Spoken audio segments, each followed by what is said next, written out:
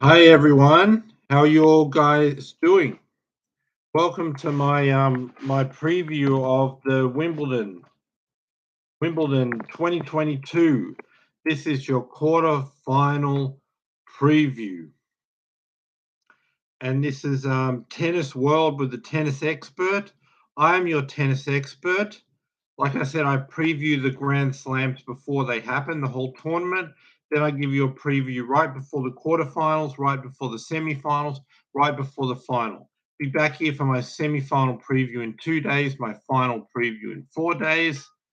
But for now, like I said, with all the latest knowledge of the matches leading up to the quarterfinals, I'm now going to preview for you the Wimbledon quarterfinals 2022. I hope you guys are going to love it. So, guys, now let's get into the video. Let's get into my quarterfinal preview 2022. Let me go and just mention some of the fourth round matches quickly. Taylor Fritz did real well. He won his match in straight sets. Um, Djokovic was playing a qualifier, Dutch qualifier. Most of the time, the match consisted of Djokovic getting the ball back deep, forcing him into a rally, him making errors. So Djokovic was too good in 4 sets in that one. Nadal played Van der Zandt. Nadal was way too good. Nadal either bossed him around from the baseline or he had to go for too much and make errors. So Nadal was able to capture that match in straight sets. Djokovic wins for defense, consistency, the return, getting the ball back, waiting for the errors of his Dutch qualifier, which I don't have his name with me at the moment. But yeah, I know about him. He's just been new on the ATP tour, won at 250. His country being Medvedev. And then Fritz also winning. Oh, we also saw Yannick Sinner beating Alcaraz in 4 sets. So that was a surprise. That was not according to my picks. So yeah, that's that. Sinner won that in 4 sets. But now let's preview your Wimbledon quarterfinals 2022. I hope you guys are enjoying the tennis. But you're here with Tennis World with the tennis expert. And we're going to get into these Wimbledon quarterfinals now, guys.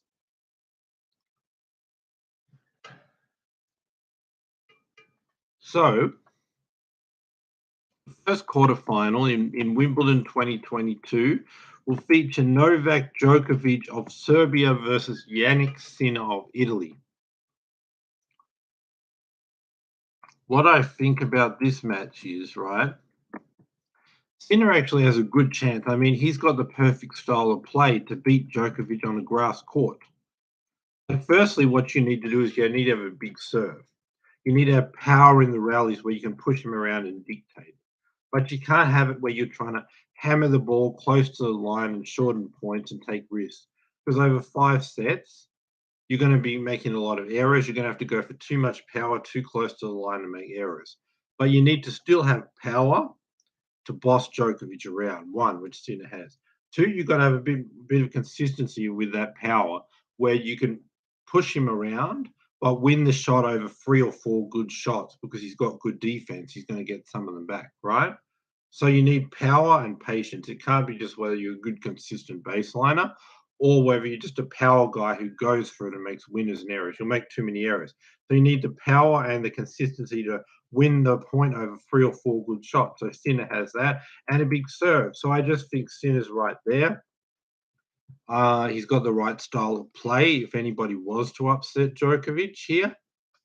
But I think he will get a set, and I think he would definitely have the potential to win the match.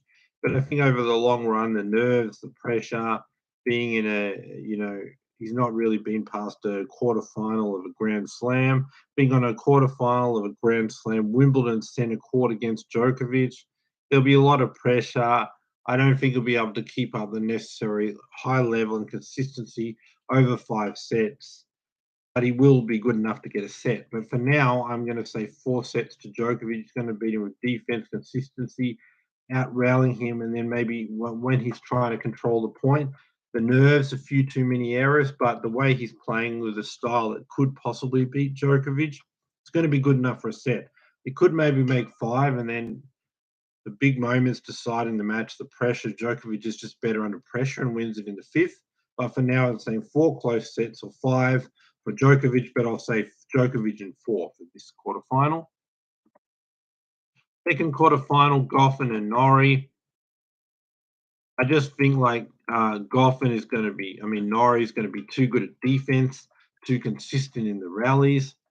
He's going to push Goffin around.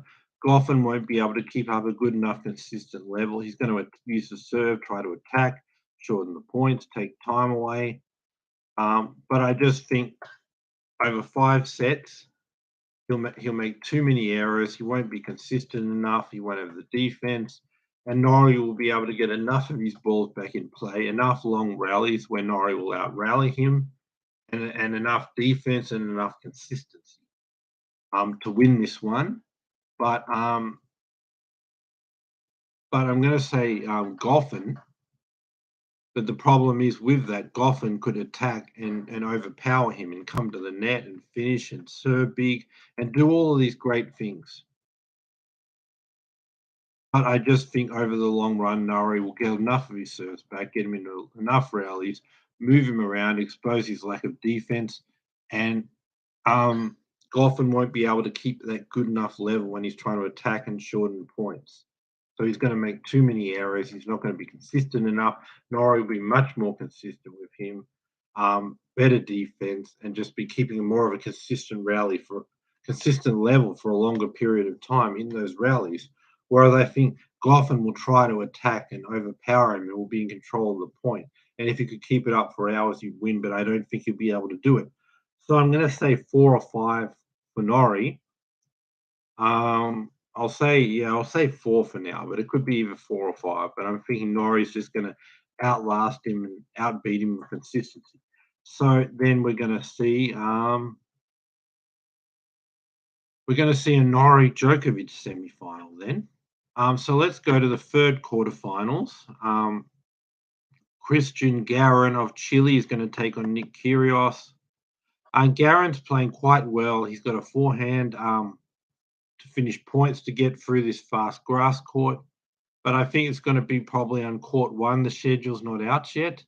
I just think Kyrgios is going to be serve too huge. He's going to hammer the ball in rallies. He's going to go for the ball at the start of the rally. He's going to go for the ball at the return. Garin will want to be in a rally, but he'll never be able to, Kyrgios is going to serve huge, so it's going to be hard for him to get that serve back, right, guys? Then what's going to happen is, in the rallies, Kyrgios is going to go for it at the start of the rally. So Christian Garin will never get time to really get into those rallies and out-rally Kyrgios and move him around because of the fast graph. Firstly, the serves of Kyrgios won't come back. Then in the rallies, Kyrgios is just going to go for it. It's going to get through this fast grass court fast. He won't have time to really get to it. It'll always be like errors and winners from Kyrgios, but more winners. And he'll never get rhythm. He'll never have time to get in a rally. He'll never have time to set up on the forehand because the ball from Kyrgios will be traveling too fast through the grass court, so he won't have time to set up to generate his forehand. He won't be able to get in these long rallies because Kyrgios is just going to be going for it, and he won't be able to get any of Kyrgios' serve back. So if there are rallies, it'll only be on his serve, and then Kyrgios is just going to go for it, take his time away, shorten the point, and never let him in a rally, and never let him have rhythm, and never let him have time to set up on the forehand. So basically, Kyrgios won't let him rally. He'll take his time away. He'll overpower him in the rallies and with the serve. And Nick Kyrgios, I'm going to say 4 sets because Garin did well against de Minaur coming back. So I think it will be enough to beat him with a bit of consistency with a hot and cold Kyrgios. If Kyrgios goes off a bit for a set, which I think he will, he'll lose a set. But the other 3 sets, he'll just be on fire. He'll overpower Garin with the serve and in the rally game. So 4 sets to Nick Kyrgios.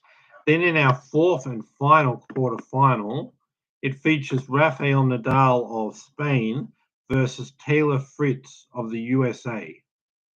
Nadal's your second seed. Fritz is your 11th seed.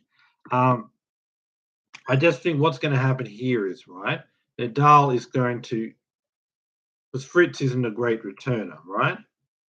So, so what I just see really doing is, right,